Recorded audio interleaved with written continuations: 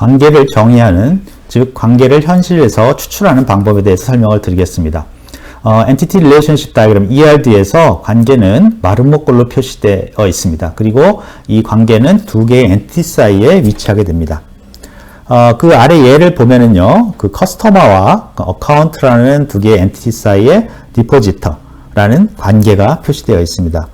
그래서 이 관계는 앞에서 말씀드린 것처럼 존슨이라는 커스터머가 어카운트를 가지고 있다라는 관계, 그러니까 커스터머와 어카운트 사이의 관계를 표현하는 그런 것으로 볼 수 있습니다.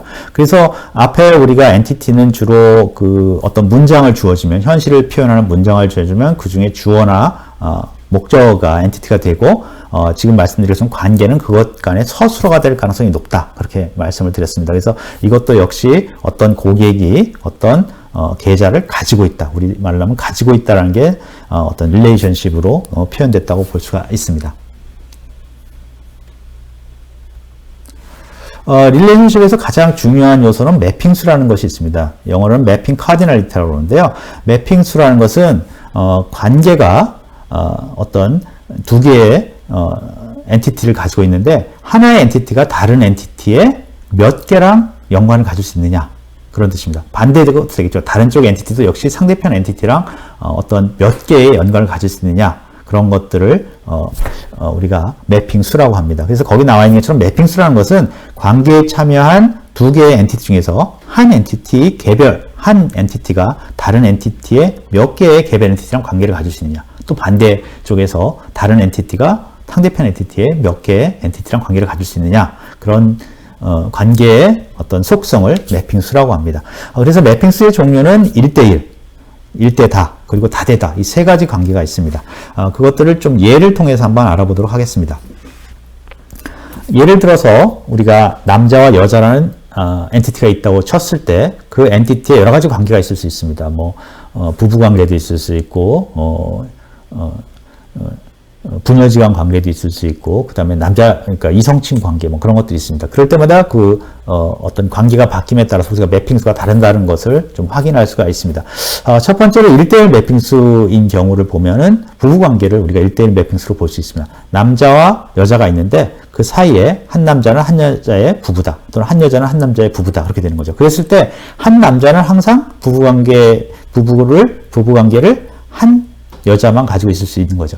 반대로 한 여자도 부부관계가 한 남자하고만 가질 수 있는 거죠. 그런 것들을 우리가 부부관계 할 수 있습니다. 그래서 이거는 어떻게 보면 우리가 만든 규칙이라든가 그런 것들에 따라가는 거죠. 두 번째 1대1 매핑수는 부녀관계의 예를 들 수 있습니다. 그래서 한 아버지는 딸을 여럿 가질 수 있지만 한 여자는 아버지를 한 명만 가질 수 없죠. 그래서 이럴 경우에 우리가 1대-N, 또 뭐 1대-다 관계에 있다, 이렇게 얘기할 수 있고요.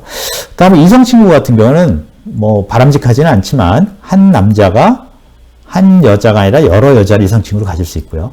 또 한 여자도 당연히 한 남자뿐만 아니라 여러 남자를 이성친구로 가질 수 있죠. 이럴 때 우리가 N-대-N, 다대다 관계다, 이렇게 얘기를 합니다. 그래서 똑같은 남자와 여자라는 엔티티의 릴레이션십을 만드는데 그 릴레이션십에 따라서 이런 매핑수가 달라질 수 있다, 그렇게 우리가 이해할 수가 있고요. 그러면 어떻게 이 매핑수를 결정하느냐? 그래서 이게 이제 여러분들 시험을 나중에 보거나 테스트를 해보면 자꾸 이렇게 뭐라고 그럴까요? 뭐 어려운 개념은 아닌데 좀 이렇게 혼동이 되는 경우가 많습니다. 그래서 어떤 식으로 하면 첫 번째는 관계가 하나 있고 두 개의 엔티티가 있을 거 아닙니까? 그럼 하나를 잡습니다. 하나를 기준으로 잡은 다음에 요거 하나가 내가 기준으로 잡은 거 하나가 상대편의 몇 개가 이 하나랑 연결될 수 있냐, 이 관계를 통해서 연결될 수 있냐를 고려를 해봅니다. 그래서 하나인 경우에는 상대편 쪽에 하나를 쓰고, 만약에 여러 개 서로 대응할 수 있으면 n이라고 쓰면 되는 거죠. 그 다음에 이게 끝난 다음에 반대쪽 거를 잡습니다. 기준으로. 그래서 반대쪽을 다음 다음에 똑같이 요 기준으로 잡은 거 하나가 상대편 몇 개랑 연결될 수 있냐에 따라서 한 개면 그쪽에다가 1, 여러 개 할 수 있으면 그쪽에다 n을 쓰게 됩니다. 그래서 그 결과를 보면 뭐 1대1 관계는 양쪽에 1, 써 있을 거고요. 그 다음에 다대1 관계는 한쪽에 1, 한쪽은 n 이렇게 써 있을 거고요. n-대인 관계는 한쪽에 n, 다른 쪽에 n 이렇게 써 있을 겁니다. 그래서 그렇게 우리가 매핑수를 결정하면 혼동이 되지 않고 잘 매핑수를 결정할 수가 있습니다.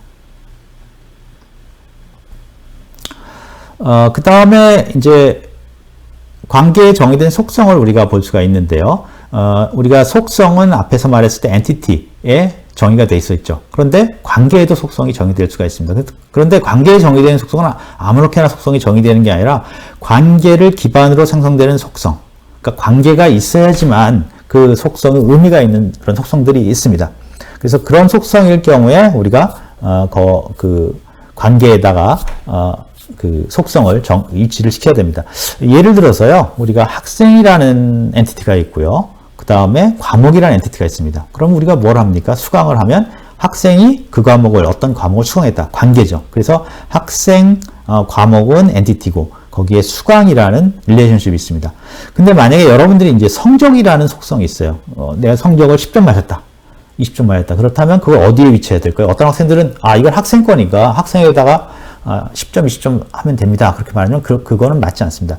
그 성적이라는 건 결과적으로 우리가 어떤 학생이 수업을 들어야만 생기는 어떤 속성이거든요. 그래서 학생에다 집어넣으면 수업을 구별할 수가 없게 돼요. 그래서 이 성적이라는 속성은 결과적으로 그 학생과 과목 사이에 수강이라는 어떤 관계의 정의를 해야 되는 그러한 속성이다. 그렇게 구별을 할 수 있습니다. 그래서 여러분들이 어떤 속성을 엔티티에 붙일 거냐, 관계에 붙일 거냐를 구별할 때는 그 속성이 과연 그 두 개의 엔티티가 어떤 관계를 맺어야지만 의미가 있는, 아까 말한 예를 들어서 성적 또는 뭐 퀴즈 점수 그런 것들이죠. 그런 것들일 경우에는 속성에다 넣어야 된다. 그렇지 않을 경우에는 엔티티에 정의해야 된다. 그렇게 이해할 수가 있습니다.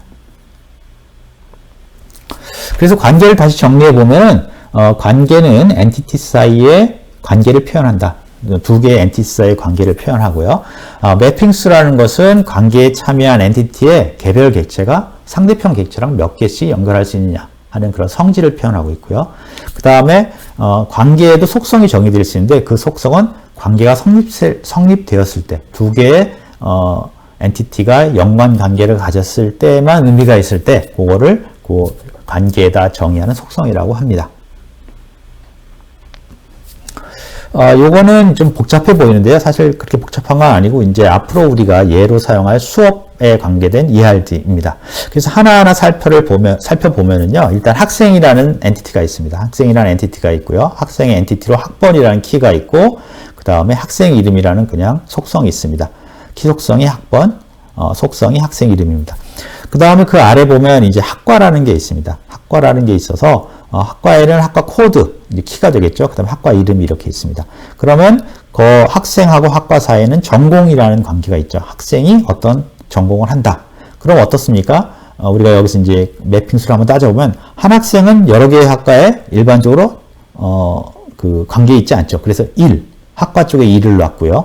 그 다음에 한 학과에는 여러 학생들이 들어있을 관계를 맺을 수 있죠. 여러 학생들이 전공을 할 수 있죠. 그러니까 그쪽도 N. 그래서 학생과 학과 사이는 N 대 1 관계 이렇게 표현할 수가 있고요. 그 다음에 이제 과목이라는 게 하나 있습니다.